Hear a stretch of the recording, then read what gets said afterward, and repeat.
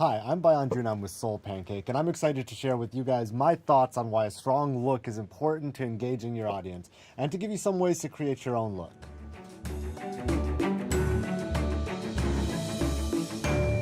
First, let's talk about why it's helpful to give your videos a unique look. When you're watching the video, what are some of the first things you notice? The background, the colors, the clothes. All of these things make up the look or the visual style of your video. Check out this clip. It's pretty boring, right? Now watch this one. You can see the difference in the visual design of what's in the frame. Now let's talk about how you can start creating your look with the video to really capture the attention of your fans and make your videos stand out. All right, so as you can see, we're in a new location and I have a new shirt on, which I feel really good about because it gives you an idea about my personal taste, which is really important when you're establishing a look and a mood for your character and your videos in general. We have a blank slate behind me, and what you're going to see in the course of this part of the lesson is how we can arrange objects in a dynamic way so that you have a visually interesting frame. Choosing the right location to set your video is a great way to get awesome production value at a really low cost, and immediately it can capture your audience's attention. Now let's talk about decorating the space within the frame. It's important to keep in mind exactly what's going to be in frame and what isn't, so there's no point in decorating the space outside the frame. Using production design to decorate the space in this frame with the colors and props that you have pulled together is a great way to give your video depth and texture. Consider using the 3 planes in order to maximize the depth. There's the background elements, there are the midground elements, and then there are the foreground elements. And you want to arrange these things in order to draw focus where you want. So right now you can see with the red couch and the accent colors of the red in the plant, draw yourself towards me, which also has beautiful red hummingbirds on my shirt that create a sense of visual unity within the frame. And this can be a very powerful tool in order to create a sense of balance within your images, or alternatively a sense of imbalance if these colors are clashing. Choosing props or costumes that fit within your look really help your audience feel the mood that you're aiming to create. For example, this rotary phone, as we discussed, would fit really well within a 70s set or creating a vintage mood because, quite frankly, I don't even know how to use this thing anymore. So let's get rid of this. Thank you. Or this fan. Maybe from a slightly earlier era, it's totally copper and stainless steel. It doesn't have to work, but you know what? It is a very nice, shiny, vintage-looking fan that could maybe fit within a 40s or 50s set. What else do we got? This is a top hat that could very easily fit on a character in a 1920s scene. You may already be thinking about Charlie Chaplin as you look at me in this hat. It evokes certain types of feelings or a vintage mood that if I were to just walk around on the street, it would probably be awkward, but if I was in the 20s, I would probably fit right in. Now let's talk about my favorite, which is making what you can't find. Homemade materials can sometimes be the most interesting for your fans to find engaging. So if you don't already have the background, props, or wardrobes, consider just making it yourself. One of the benefits of making something yourself is that you can really tailor it to the look that you're going for in terms of color, font, and design because your hands are literally on it. For our SoulPancake street stunts, we've always wanted to have these giant, larger-than-life props, and we couldn't find them anywhere, so we just had to make them ourselves. And in doing so, we were able to control the color palette so that we were able to really create some unique and identifiable props that spoke to our brand.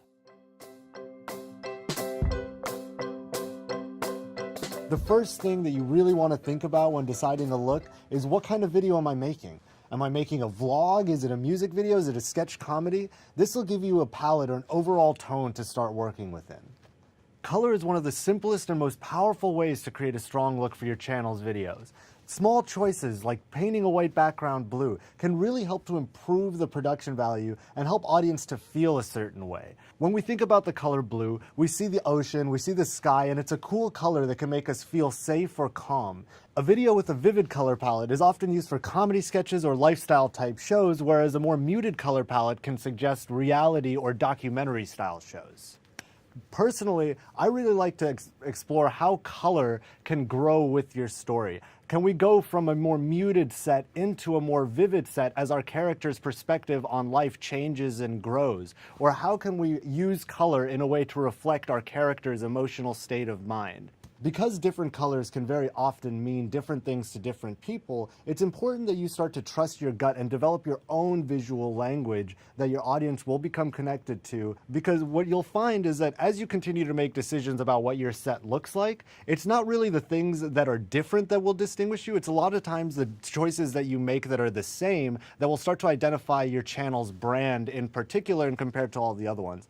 That is the goal, is to have a very unique style that people can point to and that they can recognize even if your name isn't on it. Keeping fans engaged from one video to the next can be a challenge, but one simple thing you can do with your visual design is just to make sure that you're consistent in your choices so your fans know what to expect from you. It might not be that sexy of a topic, but it's important that during the process, you're realistic about the things that you can repeat. And by doing that, your audience starts to trust you to be able to consistently deliver emotion that they can depend on. For example, when you look at a show like Kid President, it's really meant to have a handmade feel and give Kid President's audience a feeling that a kid could have made this show. That is it's a show for kids by kids. And you can tell because of the different elements in the background. They're made out of cardboard, and the curtains are obviously not behind windows, and all of the elements are hand drawn. And that gave the audience a very particular feeling that, hey, this could have been made by a kid and it's for kids. Don't forget that with every decision you make, you're giving yourself an opportunity to connect with your audience. That's really helpful for people to allow them to invest emotionally into your videos. So let's brainstorm ideas for your look. By creating a strong, unique look, you're going to make an impact with your viewers and also set yourself apart as a creator and as a channel. Which colors represent what you're doing and make you feel the way that you want your audience to feel when they watch your videos? What locations or backgrounds are most appropriate for the kinds of videos that you're making? What are kinds of props and costumes that you think make the most sense for your video? Get creative by doing things that are special and unique to you. Think about your story. Why did you start making videos? What were the things that were important in your life? What are the things that you enjoy looking at? And then incorporate those unique elements into your video. At SoulPancake, it's most important for us to try and make stuff that matters. But we want to do so with a joyful and optimistic approach. When we design our production elements, we want to create something that's beautiful, handmade, and kind of makes you double take if you were to pass it on the street. In collaboration with YouTube, we actually built a recycled playground right in the front of the YouTube space. A space that people would want to come and sit and remember being a kid in that scenario. We had to paint actually 42 stumps. So we just went to Lumberyard and asked if they had any spare stumps on them and didn't end up paying more than $50 for all of the stumps. When people sat in the sandbox, they really felt nostalgic and vulnerable in a way that they were willing to discuss with the stranger that we would pair them with about things that they wish they knew when they were younger. 1, 2, 3, 4, I declare a thumb war. Thumb. Yeah. So how do I declare peace? I don't like war. How do I declare peace? I guess we just put our thumbs Okay, peace. Peace. Thank you so much for watching. It was really fun to share my thoughts on production design and how to create a look, because it is something that I spend a lot of time thinking about. If you want to watch more Creator Academy lessons, click